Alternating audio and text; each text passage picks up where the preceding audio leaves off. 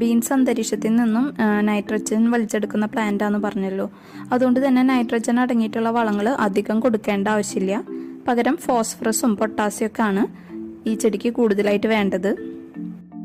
ഓരോ 2 ആഴ്ച കൂടുമ്പോഴും ഇത്തിരി കമ്പോസ്റ്റ്, കുറച്ച് എല്ലുപൊടിയും ചാരം മിക്സ് ചെയ്തിട്ട് ഇട്ട് കൊടുക്കണം.